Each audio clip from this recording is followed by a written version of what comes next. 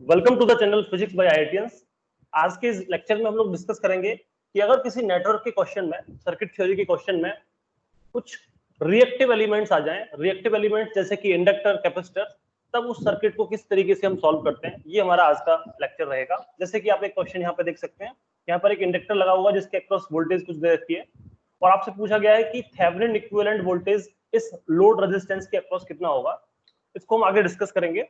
उससे पहले एक अनाउंसमेंट है, हम लोगों ने एक टेस्ट सीरीज लॉन्च की है जिसका पहला टेस्ट 16 अगस्त को होने वाला है। पहला फुल टेस्ट ये 3 पार्ट्स में है, 5 टेस्ट फुल टेस्ट लेंथ के, ये 200 रुपए का होगा। सब्जेक्टिव वाइज टेस्ट जिसमें 10 टेस्ट हम कंडक्ट कराएंगे वो 500 का होगा। अगर आप दोनों को ज्वाइन करना चाहते हैं तो ये 700 का रहेगा। ज्वाइन करने के लिए आप इस डिस्क्रिप्शन में दी गई लिंक पे जाके पेमेंट कर सकते हैं। ओके, तो आज का लेक्चर स्टार्ट करते हैं। क्वेश्चंस को स्टार्ट करने से पहले थोड़ा कुछ बेसिक समझ लेते हैं। सपोज मैं वोल्टेज को 2 पार्ट्स में लिख रहा हूं, उसका रियल पार्ट और उसका इमेजिनरी पार्ट। बेसिकली यहाँ पर रिएक्टिव एलिमेंट्स आ रहे हैं, इंडक्टर और कैपेसिटर, तो यहाँ पर एक इमेजिनरी पार्ट भी आएगा। अब इस कॉम्प्लेक्स नंबर को हम इसके मैग्नीट्यूड और इसके फेज या फिर इसके आर्गुमेंट के बेसिस पे हम लिख सकते हैं। इसका मैग्नीट्यूड होगा स्क्वायर रूट रियल पार्ट का स्क्वायर एंड इमेजिनरी पार्ट का स्क्वायर। उसी तरीके से फेज हम लिख सकते हैं tan इनवर्स vi/vr। बेसिकली ये जो है vr, vi एक पॉइंट होगा कॉम्प्लेक्स प्लेन में। यहाँ पर रियल पार्ट ऑफ v है, यहाँ पर इमेजिनरी पार्ट ऑफ v है, तो ये जो पॉइंट है वो ये वोल्टेज को इंडिकेट कर रहा है। यहाँ तक की जो डिस्टेंस है उसे हम vr कह सकते हैं, ये वर्टिकल डिस्टेंस को हम vi कह सकते हैं। बेसिकली इस ओरिजिन से इस पॉइंट की जो लेंथ होगी वही होगा इसका मैग्नीट्यूड। और ये जो लाइन है वो रियल एक्सिस के साथ में कितना एंगल बना रही है उसको हम कहते हैं इसका आर्गुमेंट, जिसे हम थीटा से इंडिकेट करते हैं। तो मैग्नीट्यूड होता है रूट ऑफ इमेजिनरी पार्ट का स्क्वायर प्लस रियल पार्ट का स्क्वायर एंड आर्गुमेंट होता है tan इनवर्स vi/vr। इस फिगर से आप ये भी कह सकते हैं कि vr को आप लिख सकते हैं v cos theta, magnitude of v times cos theta. उसी तरीके से इमेजिनरी पार्ट को आप लिख सकते हैं magnitude of v times sin theta. तो किसी भी पोटेंशियल को या फिर किसी भी इमेजिनरी क्वांटिटी को, कॉम्प्लेक्स क्वांटिटी को आप या तो लिख सकते हैं real part plus j times imaginary part के टर्म्स में, या फिर आप लिख सकते हैं उसका मैग्नीट्यूड टाइम्स उसका एंगल, आप बता दें कि कितना फेज एंगल है। और या फिर आप लिख सकते हैं, अब ये इस वाली प्रॉपर्टी को v एंगल थीटा को आप ऐसे भी लिख सकते हैं v cos theta plus j v sin theta. तो ये बस रिप्रेजेंटेशंस के कुछ सिंबल्स हैं जो हम यूज करने वाले हैं आगे। एक एग्जांपल्स आप समझ सकते हैं। मान लीजिए आपको करंट दे रखा है 10 एंगल 60 डिग्री, तो इसको आप लिख सकते हैं 10 cos 60 प्लस j 10 sin 60। जो फेज है उसके cos और sin कंपोनेंट्स में आप चेंज कर सकते हैं। cos कंपोनेंट्स रियल पार्ट को इंडिकेट करता है और sin कंपोनेंट इमेजिनरी पार्ट को। तो इसको आप सिंप्लीफाई करेंगे तो आपके पास करंट मिल जाएगा 5 प्लस j 10 रूट 3/2। तो बेसिकली ये जो v एंगल थीटा है इसको हम कहते हैं पोलर फॉर्म, और ये जो vr प्लस j vi है इस फॉर्म को हम कहते हैं रेक्टेंगुलर फॉर्म। तो ये कन्वर्जन है रेक्टेंगुलर टू पोलर और पोलर टू रेक्टेंगुलर फॉर्म में। ओके, ये हम लोगों ने डिस्कस किया। अभी हम देखते हैं कि हमारे reactive elements, non reactive elements कौन कौन से होते हैं। तो बेसिकली 3 एलिमेंट्स हम किसी भी सर्किट में यूज करते हैं। पहला होता है हमारा रजिस्टर, जिसको हम R से इंडिकेट करते हैं, और इसके अंदर जो वोल्टेज और करंट में रिलेशन है वो हम लिखते हैं V इक्वल्स टू IR। आप देख सकते हैं V इक्वल्स टू IR दोनों ही साइड में रियल क्वांटिटीज हैं। तो इस केस में कोई फेज शिफ्ट नहीं होता है वोल्टेज और करंट के बीच में। बेसिकली वोल्टेज और करंट एक ही डायरेक्शन में होते हैं, एक ही फेज में होते हैं। सिमिलरली कैपेसिटर की अगर हम बात करें तो कैपेसिटर को हम C से इंडिकेट करते हैं। इसके लिए जो रिएक्टिव कैपेसिटेंस है, कैपेसिटिव रिएक्टेंस भी से बोल सकते हैं, इसे XC से इंडिकेट करते हैं और ये होता है 1/j⍵c। इस केस में जो रिलेशनशिप होती है वोल्टेज और चार्ज में वो होती है Q इक्वल्स टू CB, और Q को हम IDT बोल सकते हैं।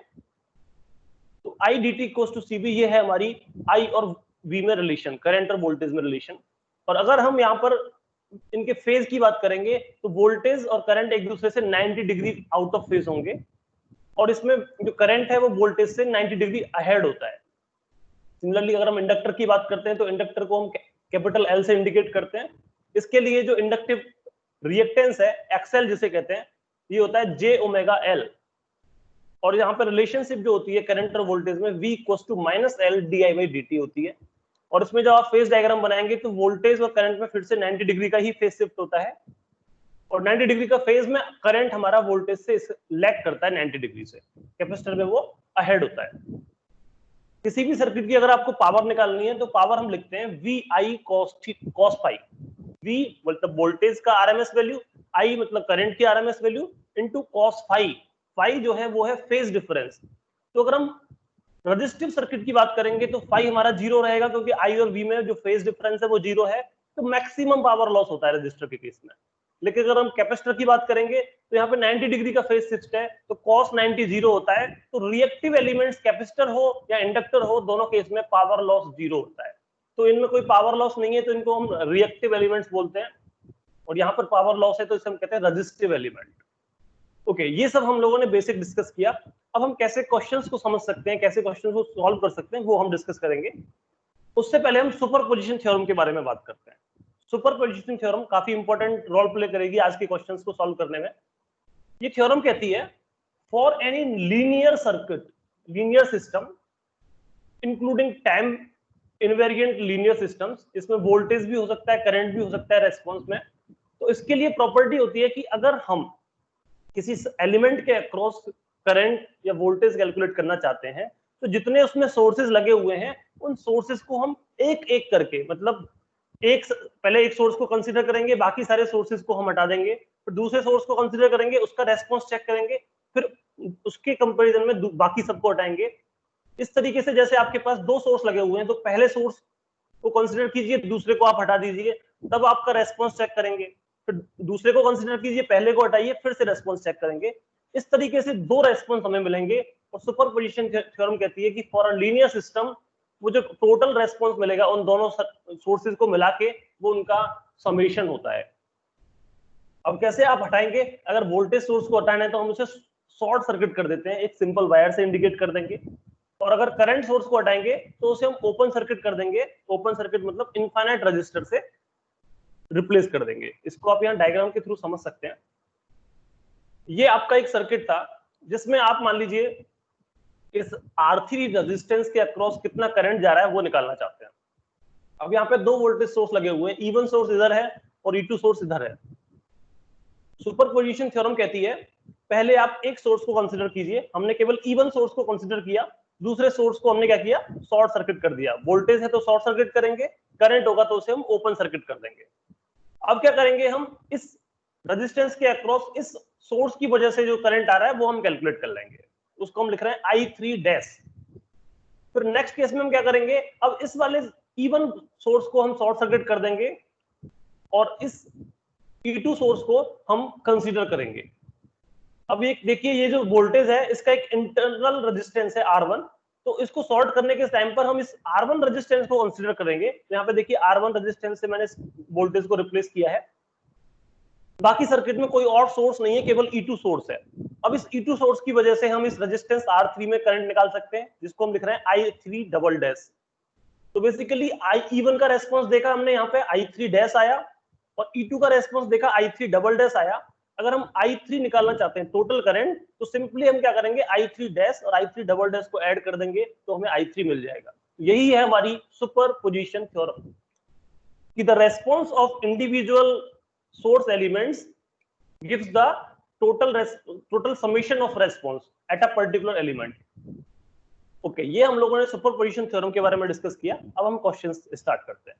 पहला क्वेश्चन है हमारे पास, यहाँ पर आपको एक इंडक्टर दे रखा है, एक कैपेसिटर दे रखा है। देखिए जो रिएक्टेंस है वो लिख रखा है यहाँ पे, inductive reactance J2 ohm and capacitive reactance -J2, क्योंकि कैपेसिटर के केस में 1/, sorry, the screen is not moving, I think. Cursor is moving, I think. No. You can try again.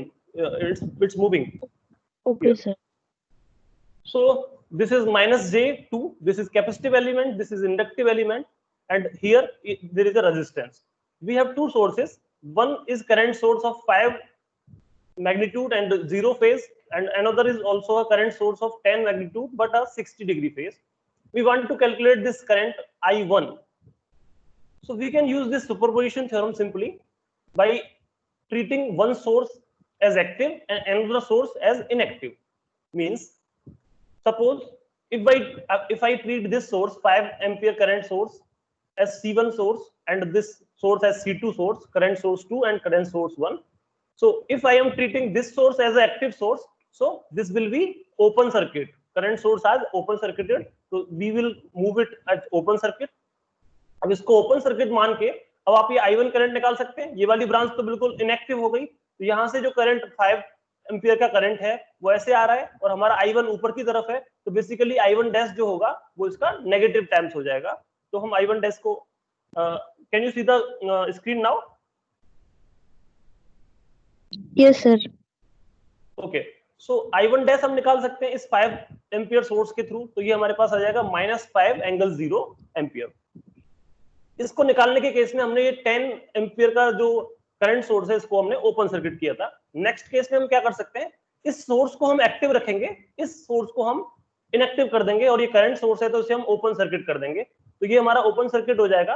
तो जब ये ओपन सर्किट होगा तो ये वाली ब्रांच पूरी इनएक्टिव हो जाएगी, तो हमारा ये जो 10 ampere current eight 60 degree phase है वही हमारा I1 होगा इस केस में।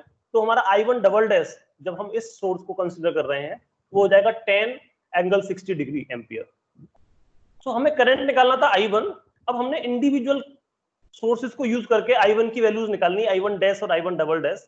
अगर हम टोटल करंट निकालना चाहते हैं I1 तो हम इन दोनों को सिंपली ऐड कर सकते हैं। तो हमारा जो I1 होगा वो होगा I1 dash plus I1 double dash, that will be 10 angle 60 minus 5 angle 0। ये माइनस का था क्योंकि यहाँ पे करंट की डायरेक्शन अपोजिट थी, I1 हमारा ऊपर है और ये एंगल इसकी डायरेक्शन इस साइड में थी। अब हम इसको सिंपलीफाई कर सकते हैं। अभी हम लोगों ने देखा था कि हम पोलर फॉर्म को रेक्टेंगुलर फॉर्म में कन्वर्ट कर सकते हैं, तो 10 एंगल 60 को हम लिख सकते हैं 10 cos 60 plus j 10 sin 60 minus 5। अब बेसिकली cos 60 की वैल्यू होती है 1/2, तो it will B 5 only, and यहाँ पे sin 60 की वैल्यू होती है √3/2, तो it will B j 10 √3/2 minus 5। 5 and 5 will be cancelled out, so there will be no real part, it will be only imaginary part. So our answer is j 10 √3/2। J को हम कह सकते हैं 90 degree का phase shift, अभी हम देख चुके हैं J का मतलब सिंपल 90 डिग्री फेस शिफ्ट को इंडिकेट करता है, माइनस J माइनस 90 डिग्री को रिप्रेजेंट करता है। तो ये हमारा आंसर आया, तो आंसर हो जाएगा A 10 √3/2 एंगल 90 डिग्री एम्पियर। तो इस तरीके से हमने सिंपली दो सोर्सेज को कंसीडर करने के एक साथ कंसीडर करने की बजाय इंडिविजुअली उनको कंसीडर किया और सुपरपोजिशन थ्योरम का यूज करके किसी भी सोर्स एलिमेंट के अक्रॉस हमने करंट या वोल्टेज निकाल सकते हैं। नेक्स्ट क्वेश्चन डिस्कस करते हैं। यहां पर आपको Thevenin equivalent resistance and Thevenin equivalent current आपको इस ब्रांच के अक्रॉस निकालना है, एक्स वाई नोड के अक्रॉस निकालना है। यहाँ पे आपको दे रखा है एक वोल्टेज सोर्स है 2i का मतलब ये करंट डिपेंडेंट वोल्टेज सोर्स है, इंडिपेंडेंट नहीं है, कि इस ब्रांच में 1 ओम रेजिस्टेंस के अक्रॉस जो करंट होगा उस करंट के बेसिस पर इस वोल्टेज की वैल्यू चेंज हो रही है। ये 1 ओम का रेजिस्टेंस यहाँ पे लगा हुआ है, एक 2 एम्पियर का करंट सोर्स यहाँ पर है, 2 ओम का रेजिस्टेंस यहाँ पर है। मान लीजिए कि Vx वोल्टेज हमने मान ली इस नोड की Vx है, तो हम KCL लगा सकते हैं इस Vx नोड पर। तो देखिए अगर हम इस नोड पर देखेंगे तो ये 2 एम्पियर का करंट इसकी तरफ आ रहा है, बाकी हम लिखेंगे Vx/2 ओम इस साइड में, क्योंकि करंट होगा Vx वोल्टेज है और रेजिस्टेंस हमारे पास 2 है, तो इस ब्रांच का करंट होगा Vx/2।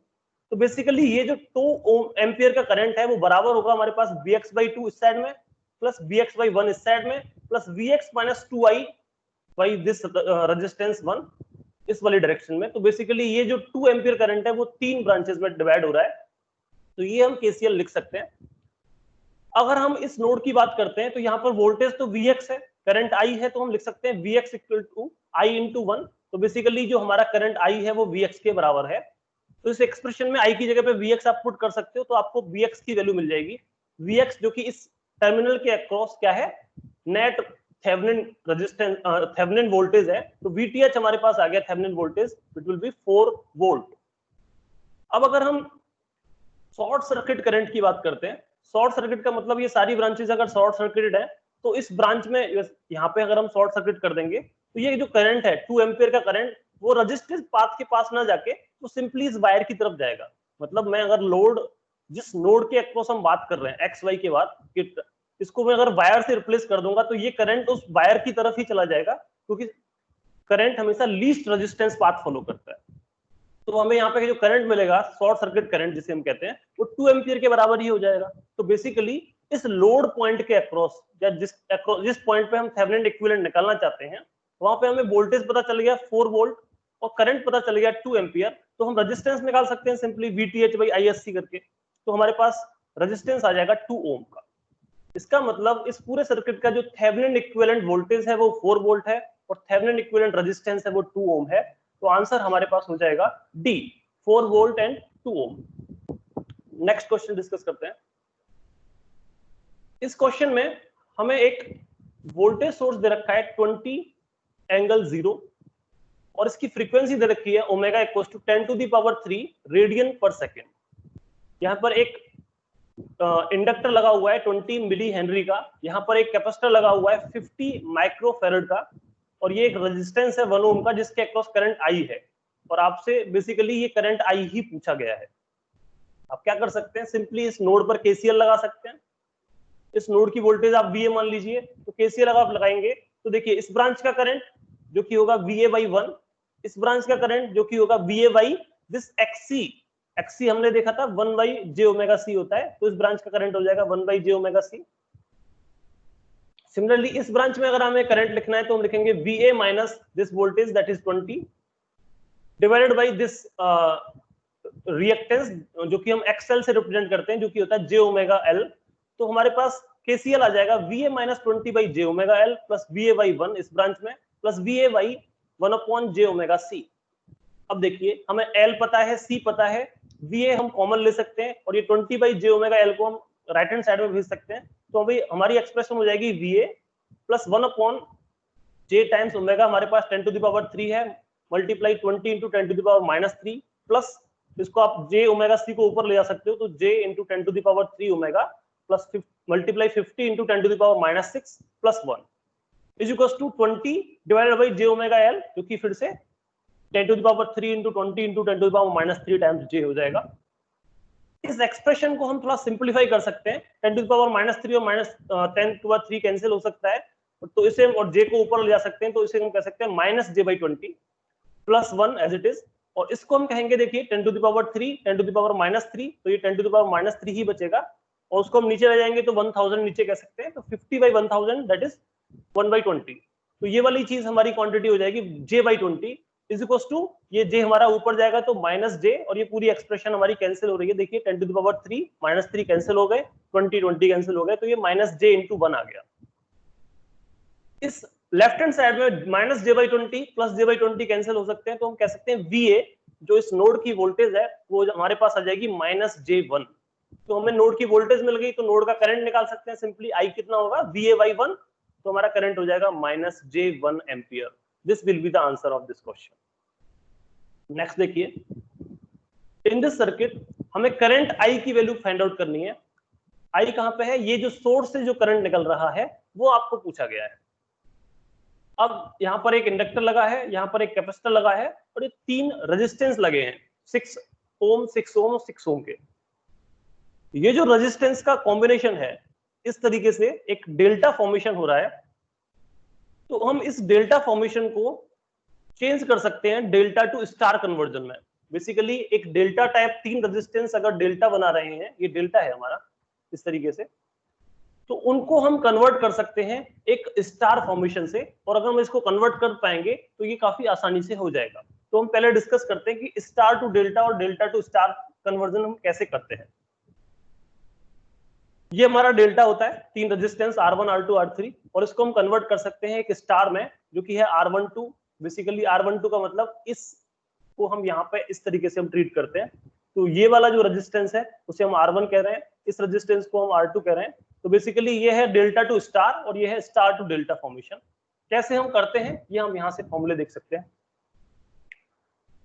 मान लीजिए ये A और C के बीच में रेजिस्टेंस है डेल्टा में हमारे पास RAC, C और B के बीच में है RBC, A और B के बीच में है RAB। अब यहां से हम इस नोड से अगर सेंटर्स तक हम एक रेजिस्टेंस ड्रॉ करते हैं स्टार फॉर्मेशन के लिए तो उसे हम RA कह सकते हैं, इसको हम RC कह सकते हैं, इसको हम RB कह सकते हैं। तो बेसिकली इक्वेशंस होती हैं कि ये जो रेजिस्टेंस RA है ये होता है इन दोनों रेजिस्टेंसेस का multiplication divided by sum of all the resistance. Means इस RA को हम लिख सकते हैं RAB into RAC divided by RAB plus RAC plus RBC। उसी तरीके से हम RB निकाल सकते हैं इन दो रेजिस्टेंसेस का यूज करके, एंड आरसी निकाल सकते हैं इन दो रेजिस्टेंसेस का यूज करके। तो ये है delta two star formation. Delta को हम कैसे स्टार में कन्वर्ट कर सकते हैं, उसी तरीके से आप स्टार को डेल्टा में भी कन्वर्ट कर सकते हो, वो इस फॉर्मूले का यूज करके। तो ये है हमारा डेल्टा टू स्टार और स्टार टू डेल्टा फॉर्मेशन का फॉर्मूलाज। आप इनको याद कर लीजिए क्योंकि ये कभी कभी एग्जाम में काफी हेल्पफुल साबित हो जाते हैं, जैसे कि इस क्वेश्चन में साबित हो रहे हैं। ये तीन रेजिस्टेंसेस को हम आसानी से सॉल्व नहीं कर सकते, लेकिन अगर हम इन तीन रेजिस्टेंसेस के डेल्टा फॉर्मेशन को स्टार फॉर्मेशन में कन्वर्ट कर दें, बेसिकली 6 ओम 6 ओम 6 ओम तीन रेजिस्टेंसेस हैं, हम इनको स्टार में कन्वर्ट कर सकते हैं। तो क्या होगा देखिए, इस नोड के अक्रॉस अगर हम निकालना चाहते हैं कि रेजिस्टेंस कितना है, तो इन दोनों का मल्टीप्लिकेशन करेंगे, दैट इज 6 into 6, और डिवाइडेड बाय इन तीनों का सम करेंगे 6 + 6 + 6। क्योंकि यहाँ पे सारे रेजिस्टेंसेस इक्वल हैं, तो जो स्टार के रेजिस्टेंस आएंगे आर आर आर वो भी सब इक्वल होंगे। तो हमारे पास आर आ जाएगा 36/18 दैट इज 2 ओम। तो हम इस डेल्टा फॉर्मेशन को 2 ओम के तीन रेजिस्टेंसेस लगा के एक स्टार फॉर्मेशन से रिप्लेस कर सकते हैं। तो ये जो सर्किट है इसको हम रीड्रॉ कर सकते हैं। ये हमारे पास वोल्टेज सोर्स हो गया, ये हमारे पास इंडक्टर हो गया J4 ओम का, ये हमारे पास कैपेसिटर हो गया -J4 ओम। अब ये जो तीन रेजिस्टेंसेस थे इनको मैंने एक स्टार से कन्वर्ट किया, ये देखिए स्टार बन रहा है यहाँ पे, इस नोड के अक्रॉस स्टार फॉर्मेशन हो रही है। तो 2 ओम 2 ओम 2 ओम के। अब इस क्वेश्चन को सॉल्व करना थोड़ा आसान हो गया क्योंकि हम अब इस केस में जेड इक्विवेलेंट आसानी से निकाल सकते हैं, क्योंकि ये दोनों सीरीज में होंगे, ये दोनों भी सीरीज में होंगे, फिर दोनों को पैरेलल में हम कन्वर्ट कर सकते हैं और उस पैरेलल कॉम्बिनेशन के साथ इस 2 को हम डायरेक्टली सीरीज में ऐड कर सकते हैं। तो अगर हम टोटल इंपीडेंस की बात करेंगे इस सर्किट का, तो टोटल इंपीडेंस क्या हो जाएगा, द पैरेलल कॉम्बिनेशन ऑफ, देखो ये होगा 2 + 4j, this will B 2 - 4j, और ये दोनों पैरेलल में होंगे, तो this will B parallel equivalent of 2 + 4j and 2 - 4j + 2। Parallel combination निकालने के लिए हम सिंपली दोनों का मल्टीप्लिकेशन कर सकते हैं और डिवाइड कर सकते हैं दोनों के सम से। तो this will B 2 + 4j into 2 - 4j divided by 2 + 4j + 2 - 4j। यहाँ पे देखिए -4j + 4j कैंसिल हो सकते हैं, ऊपर का जो है a + b a - b का फॉर्मूला आप लगा सकते हैं, तो ये 4 + 16 हो जाएगा, नीचे 4 हो जाएगा +2, तो आपका जो नेट इंपीडेंस आएगा वो 7 ओम आएगा। इसमें कोई भी इमेजिनरी पार्ट नहीं है, इसका मतलब कोई भी रिएक्टिव एलिमेंट नहीं है, सारे कैपेसिटिव रेजिस्टिव एलिमेंट्स हैं। तो 7 ओम का हमारे पास इंपीडेंस आ रहा है। अब इस सर्किट का टोटल इंपीडेंस हमें पता चल गया, वोल्टेज सोर्स पता है कि कितना है, 14 वोल्ट का है, तो हम करंट कैलकुलेट कर सकते हैं। तो current will be V/Z, Z हमारे पास 7 है, V हमारे पास 14 एंगल 0 है, तो करंट हमारे पास होगा 2 at एंगल और फेज 0। तो this will be the answer of this question. इस क्वेश्चन को सॉल्व करने के लिए स्टार टू डेल्टा और डेल्टा टू स्टार फॉर्मेशन का अंडरस्टैंडिंग बहुत जरूरी था, वो आप यहां से अच्छे से समझ सकते हैं। ओके, तो हम अब नेक्स्ट क्वेश्चन की तरफ बढ़ते हैं। इस क्वेश्चन में भी आपको करंट कैलकुलेट करना है, लेकिन इस केस में ये जो इंडक्टर आपको दिख रहा है J1 ओम का, इसके अक्रॉस कितना करंट है ये आपसे पूछा गया है। बाकी इसमें काफी सारे सोर्सेज लग रहे हैं, एक करंट सोर्स यहाँ पर है, एक करंट सोर्स यहाँ पर है, एक वोल्टेज सोर्स है यहाँ पे, एक दूसरा वोल्टेज सोर्स यहाँ पे है, 2 रेजिस्टेंस है 1 ओम के, एक कैपेसिटर है -J1 ओम का। इसको सॉल्व करने के लिए हम एक छोटी सी ट्रिक यूज कर सकते हैं। अगर हम इस नोड की बात करते हैं, तो इस नोड पर अगर हम देखेंगे तो देखिए 1 एम्पियर का करंट इधर से आ रहा है और 1 एम्पियर का करंट इधर चला गया। तो बेसिकली इस नोड से केसीएल अगर हम लगाएं तो इस ब्रांच में और इस ब्रांच में कोई करंट नहीं जाएगा, क्योंकि सारा करंट जितना आया उतना वापस चला गया। अब हम मान लेते हैं अगर इस ब्रांच में करंट आई है और इस ब्रांच से करंट 1 एम्पियर का आ रहा है, तो ये जो एसी ब्रांच है, इंडक्टर वाली ब्रांच है, उसमें जो करंट है वो I+1 कह सकते हैं, सिंपल केसीएल लगा के नोड ए पे। तो अब हमने करंट डिस्ट्रीब्यूट कर लिए, हम अगर इस लूप में केवीएल लगा दें, केवीएल लगाएंगे तो क्या होगा, केवीएल इन लूप A-B-D-C-A, तो A से B जाएंगे तो करंट की अपोजिट डायरेक्शन में आप जा रहे हो, तो आप लिखेंगे सिंपली I/1, I हमारा करंट है और 1 हमारा रेजिस्टेंस है। B से D जाएंगे तो जो हमारा वोल्टेज का लास्ट टर्मिनल है वो पॉजिटिव है, तो आप सिंपली लिख सकते हैं 1 एंगल 0। D से C जाएंगे तो वोल्टेज का लास्ट टर्मिनल नेगेटिव है, तो आप लिखेंगे -1 एंगल 0। फिर जब C से D जाएंगे तो फिर से करंट की अपोजिट डायरेक्शन में, तो आप लिखेंगे J1 into I+1।